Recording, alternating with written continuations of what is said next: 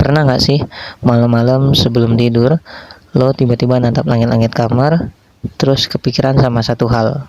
Kalau besok tiba-tiba ada masalah besar, uang di rekening gue cukup nggak ya? Pertanyaan itu sederhana, tapi jujur rasanya langsung bikin dada sesak. Banyak dari kita yang mikir, hidup kan cuma sekali, nikmatin aja sekarang, urusan besok ya dipikir besok. Konsep you only live once atau YOLO sering banget dijadiin tameng buat menjustifikasi gaya hidup kita yang boros. Tapi ada satu kenyataan pahit yang sering kita lupakan. Hidup ini emang cuma sekali, tapi kalau lo hidup tanpa persiapan, lo lagi menjebak diri lo di masa depan. Gak punya tabungan itu bukan cuma soal gak bisa beli barang bagus. Ini jauh lebih dalam dari itu. Ini soal hilangnya rasa aman, hilangnya harga diri, dan menumpuknya penyesalan. Di video kali ini, kita nggak bakal bahas teori finansial yang ribet. Kita mau ngomong jujur-jujuran tentang 5 akibat fatal yang bakal lo alami di masa depan kalau lo tetap keras kepala, nggak mau nabung dari sekarang. Tolong simak video ini sampai habis demi diri lo di masa depan. Akibat pertama, terjebak di pekerjaan yang lo benci. Akibat pertama yang bakal lo rasain adalah lo gak akan punya pilihan selain bertahan di pekerjaan yang bikin mental lo hancur. Ketika lo gak punya tabungan atau uang dingin, lo gak punya daya tawar dalam hidup.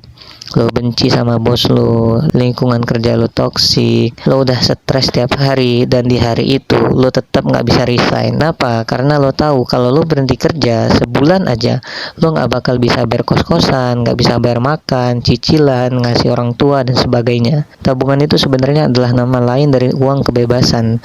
Tanpa tabungan, lo adalah tawanan dari tagihan bulan depan. Lo terpaksa menukar kesehatan mental lo demi bertahan hidup dari hari ke hari. Akibat kedua, menjadi beban bagi orang yang lo sayang. Akibat kedua ini sifatnya emosional. Lo berpotensi menjadi beban bagi orang-orang yang paling lo sayangi. Kita semua pasti pengen jadi orang yang mandiri, bahkan kalau bisa membahagiakan orang tua atau pasangan kita. Tapi waktu badai hidup datang, entah itu sakit, kecelakaan, atau PHK, dan lo gak punya benteng pertahanan bernama tabungan, kemana lo bakal lari? Lo terpaksa ngetuk pintu rumah orang tua lo yang udah pensiun, atau minjem uang ke teman dekat lo pindahin beban finansial lo ke pundak mereka yang mungkin sebenarnya juga mereka lagi kesusahan. Rasa bersalah karena harus ngerepotin orang tua di usia senja mereka, itu adalah salah satu jenis rasa sakit yang paling sulit dimaafin oleh diri lo sendiri. Akibat ketiga, terjerat lingkaran setan bernama pinjol dan juga utang.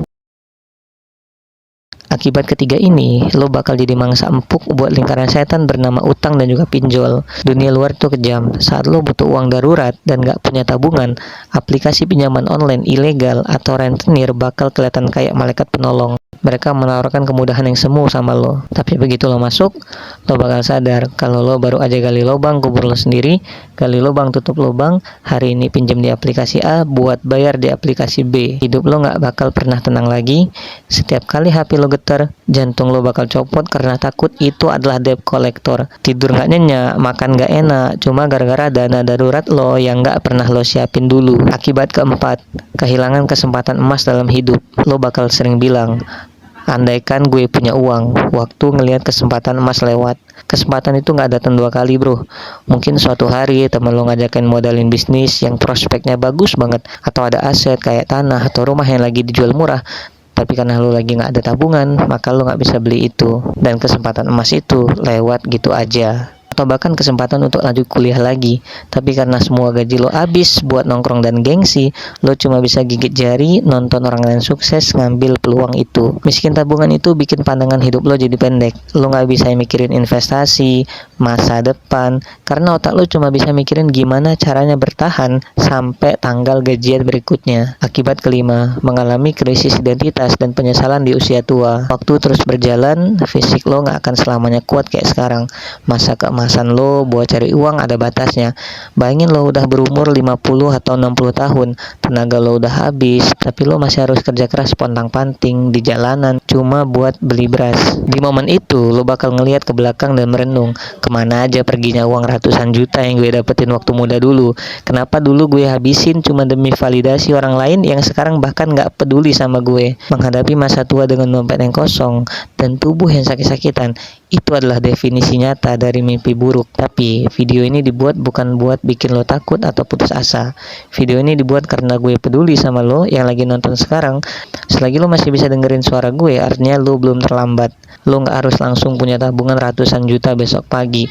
Mulai dari yang kecil banget dulu. Mulai dengan nyisihin 10.000, 20.000 atau 10% dari pendapatan lo saat gajian. Amanin uang itu di rekening yang terpisah sehingga lo nggak mudah untuk ngambilnya. Pangkas pengeluaran-pengeluaran lo yang nggak penting. Belajar bilang enggak buat ajakan nongkrong yang sebenarnya nggak ramah buat dompet lo. Ingat, nabung itu bukan bentuk penyiksaan diri. Nabung adalah cara lo berterima kasih dan proteksi diri lo di masa depan. Lo yang sekarang lagi berjuang keras buat masa depan lo yang bakal tersenyum tenang nanti. Mulai hari ini, lo ubah kebiasaan lo, kasihanin diri lo di masa depan. Kalau lo merasa video ini nampar sekaligus nyadarin lo, coba ketik di kolom komentar, gue mau mulai nabung di masa depan. Anggap ini sebagai komitmen tertulis lo hari ini. Jangan lupa buat like, share video ini ke orang-orang yang lo peduliin, dan subscribe biar kita bisa belajar bareng lagi di video berikutnya.